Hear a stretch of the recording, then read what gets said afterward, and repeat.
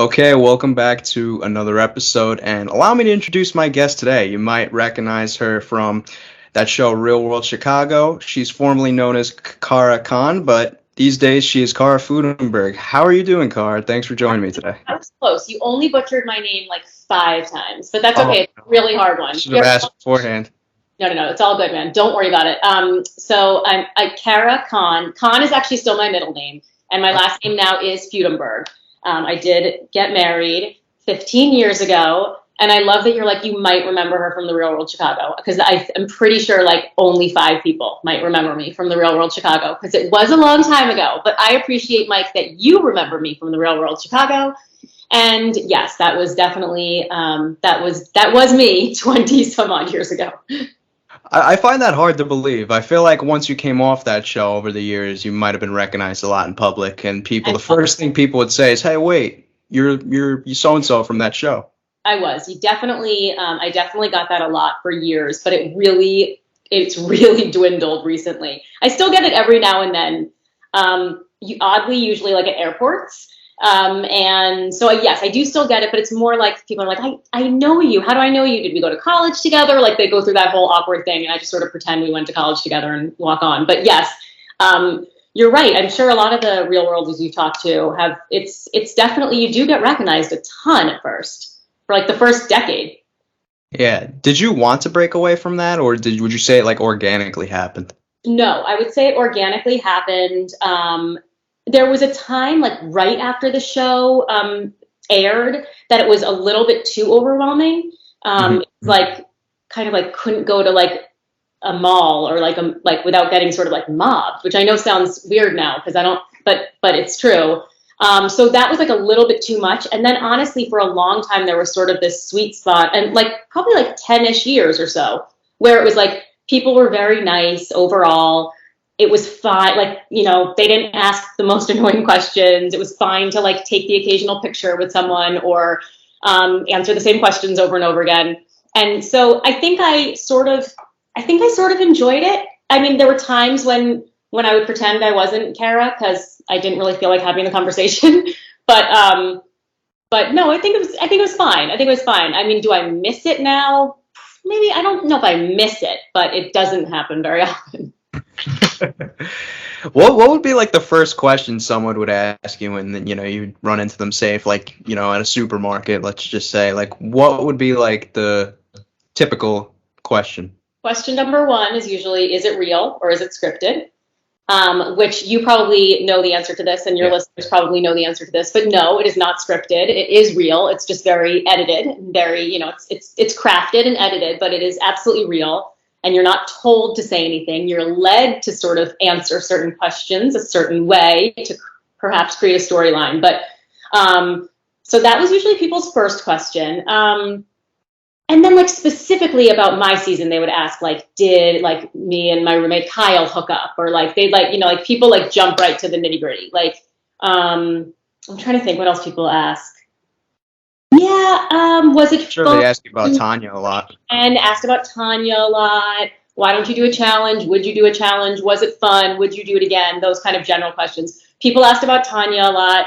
I'm trying. People, yeah. I mean, Tonya was controversial, and she was, you know, she had her, she had her shit. So people definitely did ask about her. Yeah, those are the big questions that I got repeatedly. Yeah, and Kyle, I mean, you see now he's I see him every morning when I flip Oh, do on. you watch him?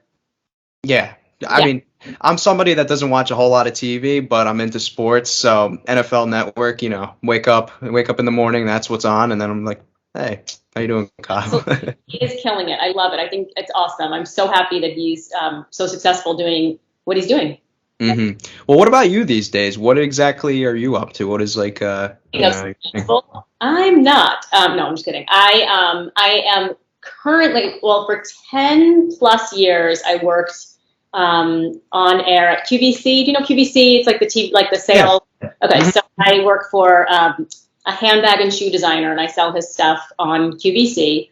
So that was awesome, and I did that for a long time. But in June, I lost my job, so I am currently just a mom. I'm a mother of two. I know I shouldn't say just a mom, but I am currently a mom. I have an 8-year-old daughter and a 12-year-old son, and I volunteer with various charities, and I'm on the board of a charity for adoption that I love. And so I like keep busy. I'm a stylist, so I have like a few clients here and there. I'll do the occasional like styling segment on like local news, but it's pretty rare. Like basically I am out of work and like hoping to work again. Well, I mean, I hope that those get worked out, of course. But one question I did have about that, because I noticed when I talk to guests who come off of reality TV, when we talk about like their professions that they take on after, I always ask them, what was the transition like coming from reality TV into job, and maybe where did it cater towards maybe their strengths? Because maybe if you're selling sales, people assume that you're well spoken and well versed with speaking to people, and they might want you on board. Or it could work negatively if they see maybe your time on TV and they don't like what they see, and then they just don't want anything to do with you, period. Where did you kind of fall on that tightrope?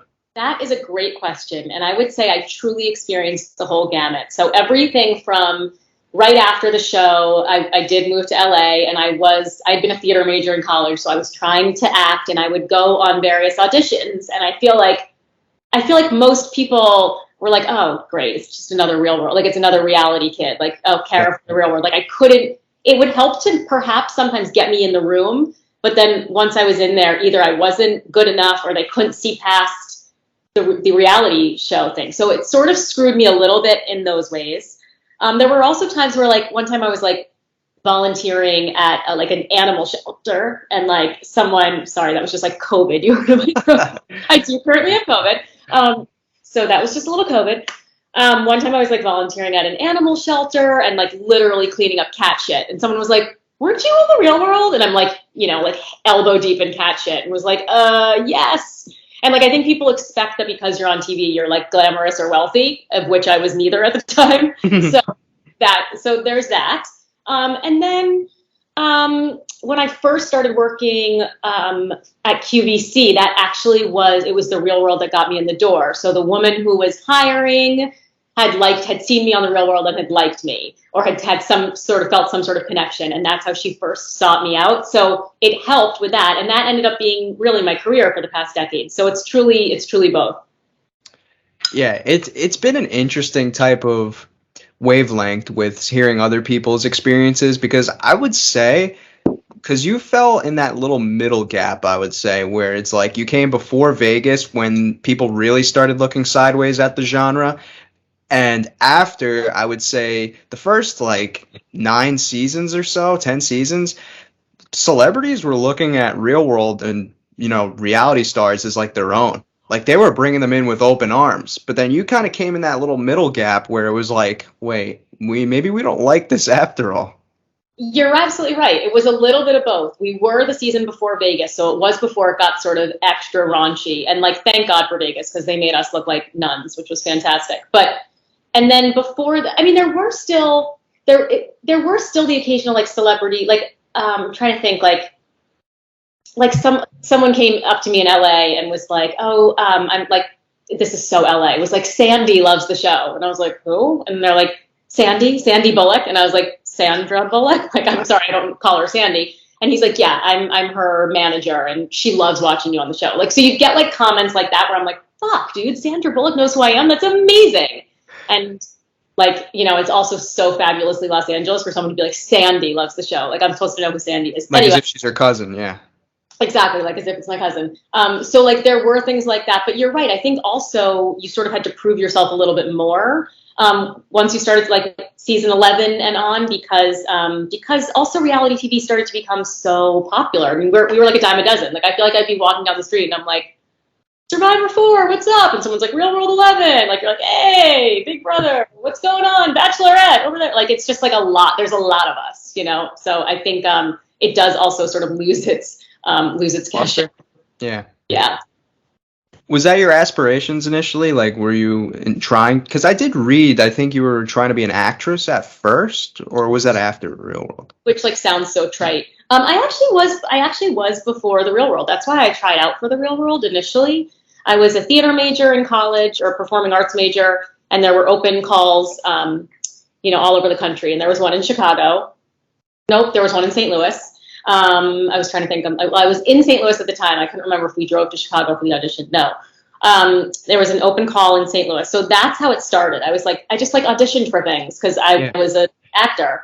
And I didn't necessarily think I'd get very far in the process because I didn't feel particularly controversial and I hate arguing. I'm super conflict avoidant. So I just didn't think I would actually get cast. Of course, the punchline, I did. But yes, I was an actor before, and I did try to act a little bit after, but not very successfully. I had a few fun, successful things, and then I kind of also realized pretty quickly that that I couldn't deal with the rejection so well. That it was really hard for me. It didn't sit well with me to know that strangers didn't like me. It didn't sit well that I couldn't, that I had to prove myself. And I don't know, I wasn't cut out for it. I didn't have the thick enough skin.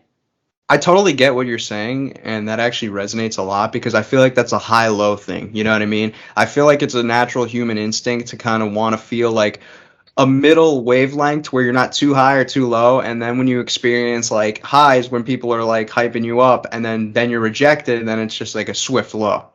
Is that kind of where it is? Absolutely. I think I actually had a therapist at one point say to me that you can't really believe the good or the bad. So for instance, this was in 2001, so it was back when it was the internet was just message boards, and I made the mistake of gravitating towards some sort of MTV or Real World message board at some point, and reading that Jenny in Kentucky thought I was too skinny or had a big nose, tore me the fuck up. I couldn't, it just hurt. It hurt my feelings.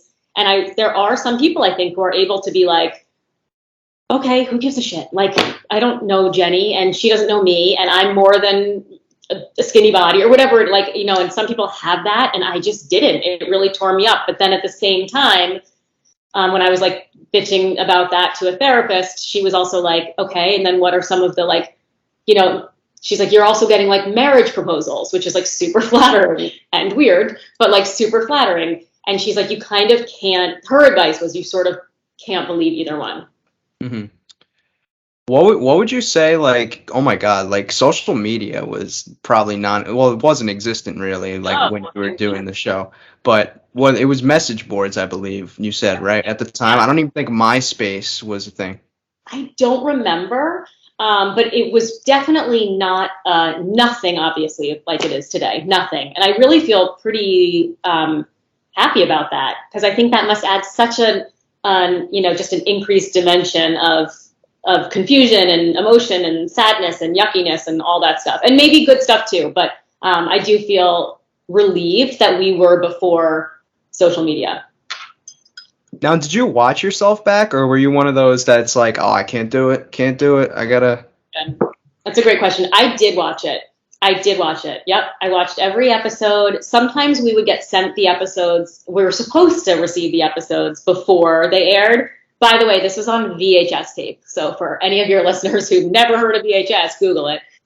This was on VHS tape. Sometimes they would arrive before it aired at Tuesday night on the 10 spot on MTV, and sometimes it wouldn't. So on the nights that it wouldn't, it was super stressful because I'd be sitting down with 8 million strangers to watch my life unfold, and knowing that not only millions of strangers were watching, but also basically everyone I'd ever met, everyone I knew, and parents, grandparents, everyone was tuning in. And so to watch it raw like that was definitely emotional.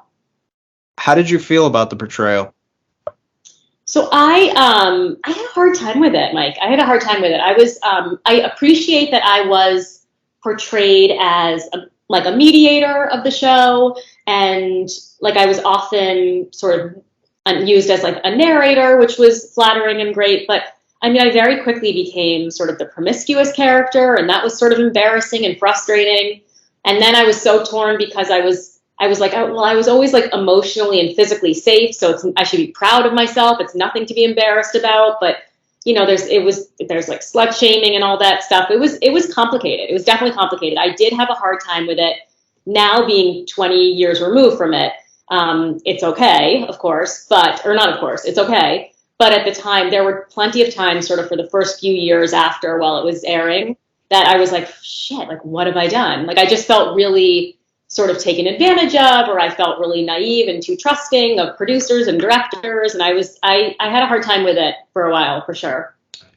And I felt like that was a little bit of like a double standard type of thing, you know what I mean? That exists with not only the real world, but reality television as a whole. Because if you notice with guys on the show that are like quote unquote wheeling and like, going after all these girls, they're like put on like this pedestal where they're like, got it, he's the man, this is our guy. But if like a girl is doing it, it's like, oh, she's bad news. No, we can't. We don't. And I think like that was even more exemplified because they gave you like this award at the Real World Bash, didn't they? They gave you like biggest player or something like that. You are so right. I had completely forgotten about that. That's exactly right. You do your research, dude. I had totally forgotten about that. But yes, you're right. Were Huh. you at that award, by the way? I can't really recall. I think it was in LA, and Jeff Ross hosted it, and I went with Kyle and Anissa. Yes, I was there. If I'm thinking of the right ceremony, yeah. Oh wow, I can't even like. I feel like that in the current setting of the social climate, I feel like that would not be like that wouldn't fly today at all. Yeah, I'm not sure I was super jazzed about that one, but I truly hadn't thought of it. It's funny, like what I've totally like blacked out on. Yeah.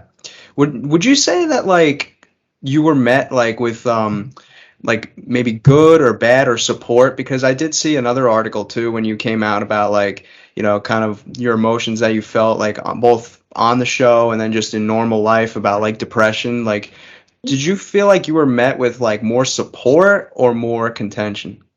That's a great question. I feel like I was met with more support. I really do. I feel like not only did I have the support of friends and family, and I feel super fortunate to have had that, but I did promote awareness of depression and mental illness, and I found that people were really, everyone at least who I spoke to, or the exchanges that I choose to remember, were really encouraging and positive and sort of hopeful. So that in that way, it was a great platform, or it gave me a great platform to promote some awareness of depression and be honest about it. And I did like travel to different colleges and did some speaking gigs with with psychiatrists and stuff. And so it was actually positive. That was a positive of the show for sure.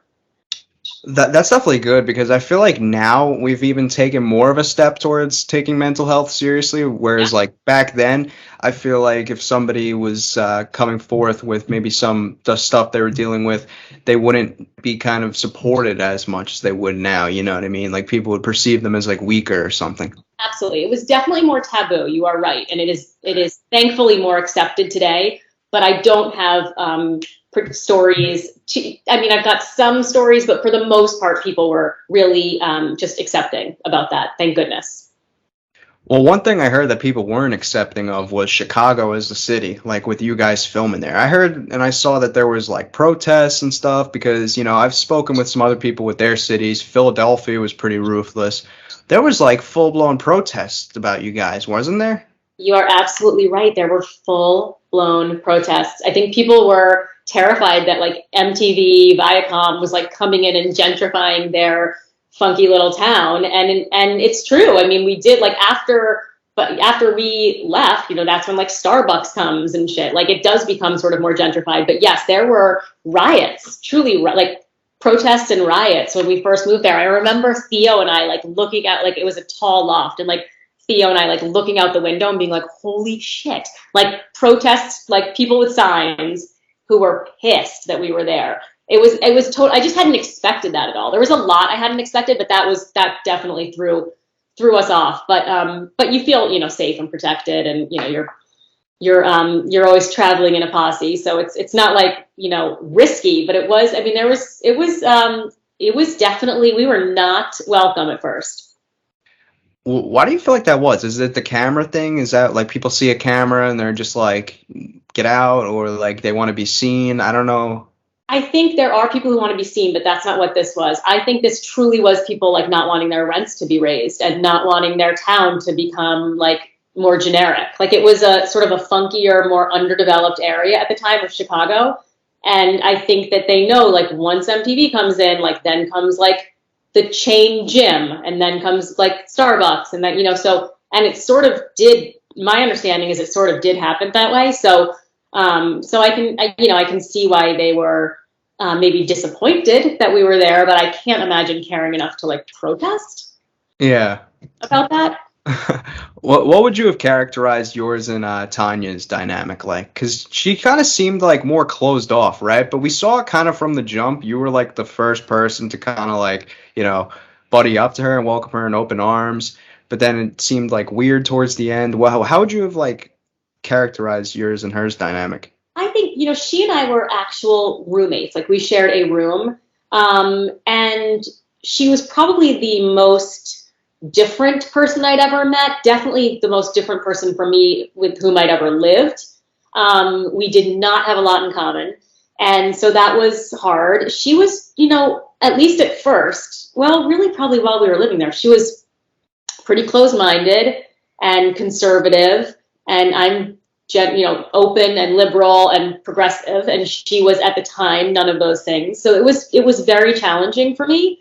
But I also recognize that part of the whole, like if we can look at the real world just as like an experiment, part of the experiment was cohabitating with people from whom you are different. And she was, I think, loving in her own way. And I don't think she's a bad person, but she and I, we got along fine. I just, I'm trying to sort of be like selective with my words here because I don't know her now as an adult, but I did not, she was my least favorite in the cast.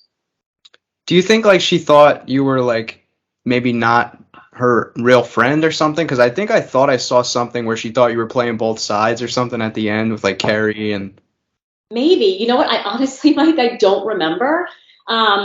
I think that she probably, when she first met me, was like, oh, here's another white blonde girl. She'll think like I do.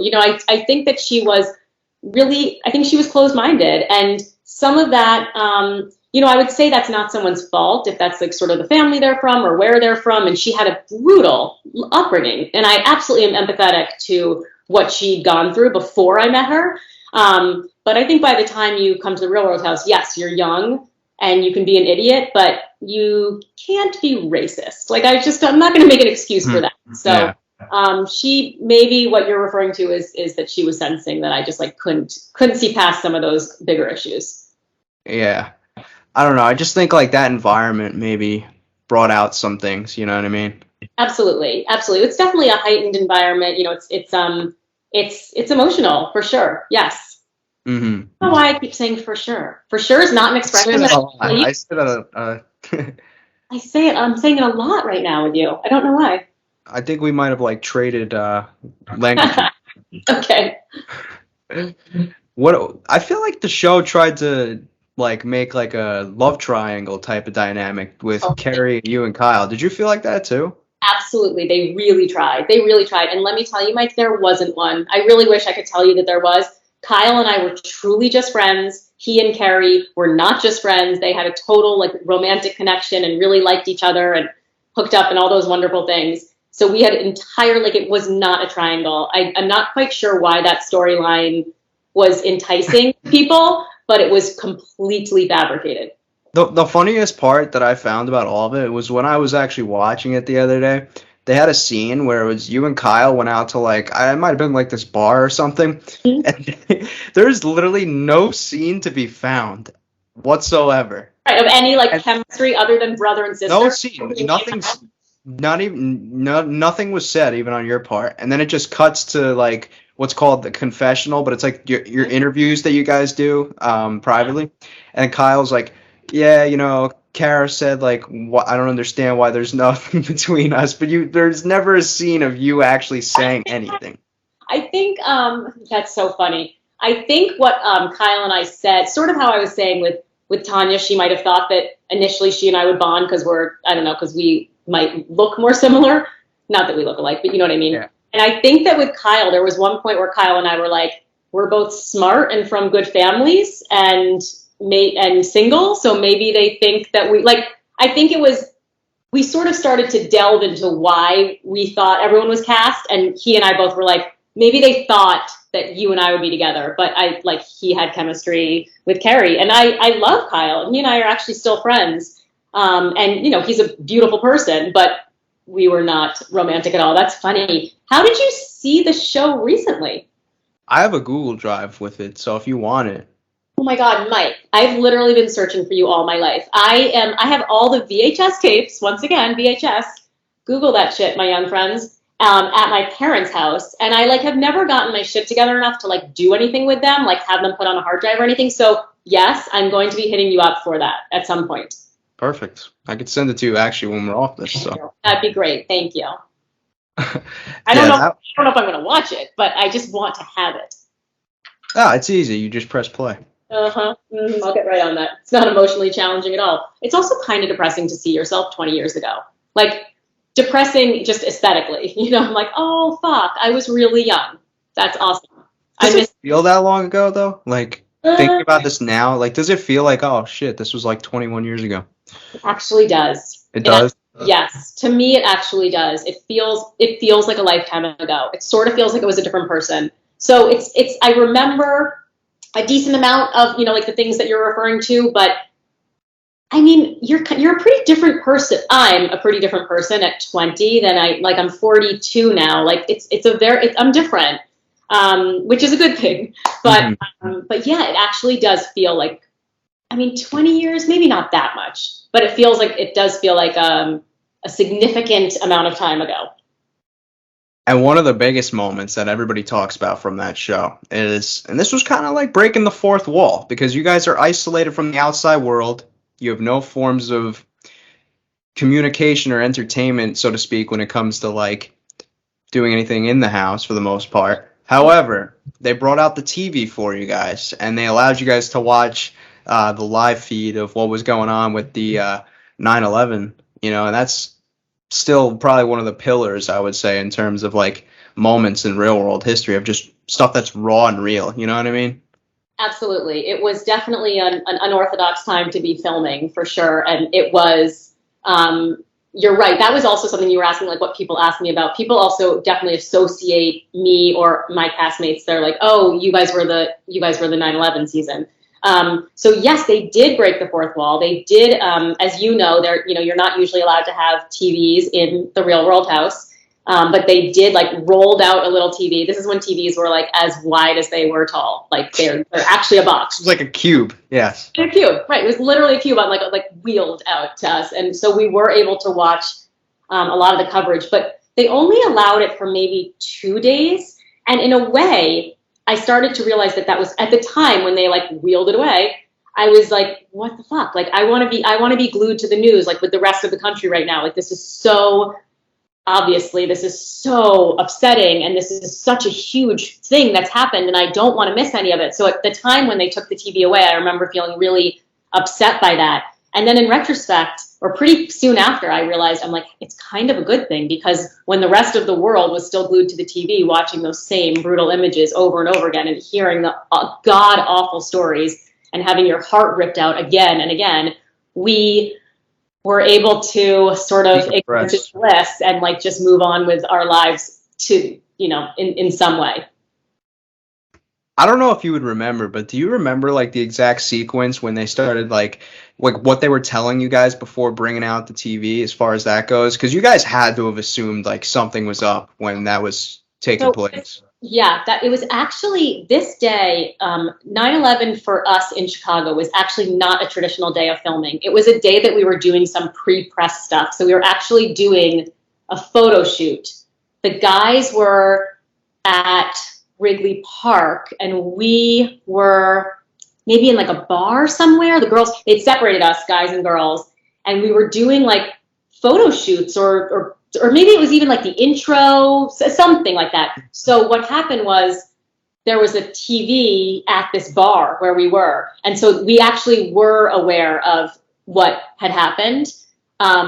and the guys, I can't remember how they were told, perhaps by production, and then we all met back at the house, and that's when they brought the TV in. So it was not first told to us from production, at least on the women's half.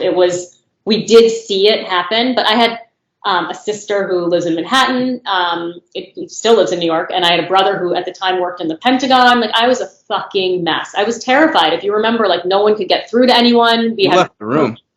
We had one phone. Yeah, so that was stressful of course that was very upsetting, and I'm so like happy to be able to knock on wood and say that like, my family was fine, but obviously many families were not, and it's so god awful just to even think. It still feels surreal, doesn't it? I think the even more surreal part is when you factor in that New York was the season before you guys. Could you imagine if like the timing like would have been just... I didn't think about that. 1 year off. You're absolutely right. Yeah, I didn't think about that.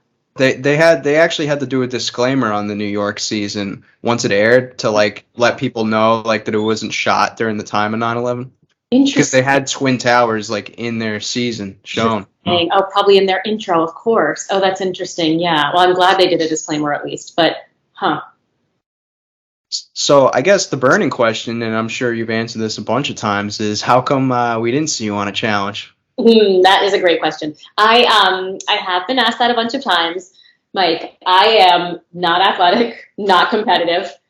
I just, like, I truly for a while would have like nightmares that I had like said yes to be on a challenge and like woke up in like Bali at the off chance of like winning $100,000. Like, I had no interest in doing a challenge other than hanging out with other real worlders and road rollers, which is fun. Like, I said yes to any of those, like you asked if I'd gone to like that award ceremony thing. I did all that shit. I was absolutely down for anything social, anything that involved like getting dressed and drinking, count me in. Anything that involved like bungee jumping or like eating spiders. Yeah. So no, I said no. They asked me for probably 4 years, I'd say. They asked like, I'd get the call, and I don't even think I thought about it for a second. I was like, thank you so much anyway for being interested. Goodbye. Like, not my thing. Yeah, Anissa and Tonya actually went on to be like sustained Anissa's still on the show. I know. I actually love it about her. So she and I, we are still in touch, and I think it's so great that I actually think it's great that she's, and she's also continued to like go to school and do other things in addition. But yeah, you're right. There are like professional challenge people. You know who I was thinking about the other day, who I hadn't thought about in so long, was Coral. Where did Coral go? She was a professional challenge person. Yeah. Mike, so when I was, a new friend of mine had like Googled me and found this thing where Coral and The Miz were introducing the new Chicago. I don't know if you've seen this. It's like on YouTube. Coral and The Miz were introducing the new cast. It was right before we aired. They had this thing, and I was like, Coral, huh? Like, I had totally forgotten about it. I think she's a doula now. Like, oh, that's awesome. Cool. Kind of hard to up and leave for like 6 weeks, you know? Right. Yes, exactly. Yeah. That's the other thing, is I had like jobs at the time, and I didn't want to do it. I think like in your case, you know, I think like the fans automatically have like when they see someone they enjoy watching like on the Real World, they automatically assume, oh, boom, this person's gonna jump at the chance to go and do a challenge. Like, it's like an automatic assumption, you know what I mean? Right. No, totally. That was not my thing. And I like hate saying no. I generally want to be like a people pleaser, but that was not hard to say no. That was like, that's not my thing. Well, one thing I don't know if you've heard of that's currently happening is they're actually doing revisits of Real World seasons right now. Season 9's actually airing right now. It's called Real World Homecoming. It's on Paramount Plus. Oh, so, I did hear that they were airing some on Paramount Plus, but we are not on it yet. Do you think we will be? Do you think they'll do Chicago? Honestly, no, not at all. I don't either. Why? They're just like, I actually am a little surprised. I'm kind of relieved, to be honest, although, you know, but I'm a little bit surprised because we were like pretty well rated. Well, it's not really coming down to like a rating thing. Like, Tonya and like the production company actually have like a lawsuit against each other. So I don't. Oh, so you think that's what it's about? Yeah, and I'm not entirely certain that Kyle would even be up to coming back into that. But I mean, maybe he would. No, he and I, when they first announced that Paramount was airing some Real World, he and I kind of like nervously started texting each other like quite frantically, being like, "Oh fuck, dude! Like, is this gonna air?" Because neither of us really want it to air again. It was like a fabulous moment in history, but we're okay to leave it there. But that's interesting. I forgot that about Tonya, that lawsuit thing. That's a good point. But I don't. Do you think they're asking permission? Remember, we signed. They call the cast. They call the casts and ask them like, "Would you do this and be on board?" It shoots for like 2 weeks. So right now they're doing season 9 is the back. They're like bringing people back to live together. Yeah, it's a reunion. I thought you were saying re-airing their. Got it. Okay. A reunion. I would do that. I would totally do that. Would you? Yeah. Okay. That's what I was saying. Like I wasn't sure it'd be possible. They air the season, but I don't think they would be able to reunite, so to speak. I see what you mean. I forgot. You're right that they're doing the homecoming things. I was wondering if they'll re-air Chicago. That's what Kyle and I were nervous about. But you're right. I don't think Kyle. Well, I don't know. He might. Would you talk him into it, hypothetically? I mean, I'm sure like you're not necessarily like in a jump to do it, but if they ask, I'm sure. I am not in a jump to do it, but I think honestly it would be fun to like all get together for a night, to literally just like go out for like drinks and like be together, like have the 7 of us like hang for a night, and I'd be fine for them to film that. I feel like that could be good TV. I think having us all live together again might not be that interesting. I don't know. It shoots for 2 weeks, so it's not that long. But yeah. What would you say like your opportunity scene was like? Because I did read you were dipping your toes into acting a little bit. I saw something about what was it? I'm trying to I forgot his name. Was Drew something, right? The Drew Carey show. Drew Carey show you were on. Yeah. And I did read something else, and this actually piqued my interest a lot, that you were auditioning for the Scary Movies. I did audition for like one of the Scary Movies. I can't remember if it was like Scream or like I Know What You Did Last Summer, like one of those. So I did. They changed the theme of that. I think it was supposed to be Scary Movie. It was supposed to be Scary Movie. You're right. So I did have those opportunities after. The Drew Carey show was like a sitcom at the time, which was awesome. I just had like maybe one line, but it was so fun. It was like arguably one of the greatest days of my life filming that show, just because like you get a trailer and like Drew Carey, whether he himself did it or not, like sent me flowers, and it just, you like feel like a total baller, and you're in wardrobe and makeup and all that stuff. So that was super fun. I really enjoyed that. I did like a few talk shows and stuff, but I really didn't. I did not get a ton of work after, as far as that goes. I did get like I told you, I got a decent amount of like college engagement speaking gigs. Yeah. So that was nice and that was cool, and those were like fun, and that was sort of a good job for like a year or two. Or like I remember a few of us went to like the Mall of America and like signed autographs. Like we did things like that, like those kind of appearances.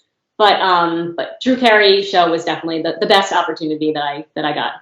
Did you do True Hollywood Story? E something? I don't remember. Did I? I think so.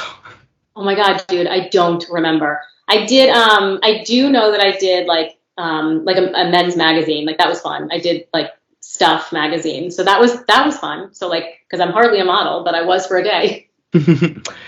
Were you trying to be on the Scary Movies? Because I'm not gonna lie to you, those are like some of my favorites. Like, oh nice. Well, Scary Movie 3 is my favorite, for the record. But I wasn't sure if like you were specifically, was that something you wanted to be on, or was just coincidental? It's coincidental that I auditioned for it and you love it so much. But absolutely, I would have loved to have gotten that job. But I remember like I would go on these auditions and it's like, a room full of women that basically look like me and have more experience and were more connected. Like it's so, it's like so competitive. And I did not love that scene. Was not right for me. I did not have like the balls or the heart for it. Did you ever see the Scary Movies at all, or is that not? Yes, but a long time ago. I don't remember. Should I rewatch? I think they're pretty phenomenal. Okay, I'll rewatch. I'll especially rewatch number 3 in honor of you. I have dark humor though, so maybe not everybody will relate to me. I do too. Yep. Well, thank you so much for being so generous with your time today. I had a fun time chatting with you. Maybe bring you back down the rabbit hole of something you know. might not really talk about too much. Seriously, that was quite a trip down memory lane. Thank you very much for having me, and it was so nice chatting with you as well. For sure, and I'll send you the Google Drive if you'd Yes, like as well once please we're. do. Please do. Thank you, Mike. All right, have a great rest of your day. You too. Bye. Bye.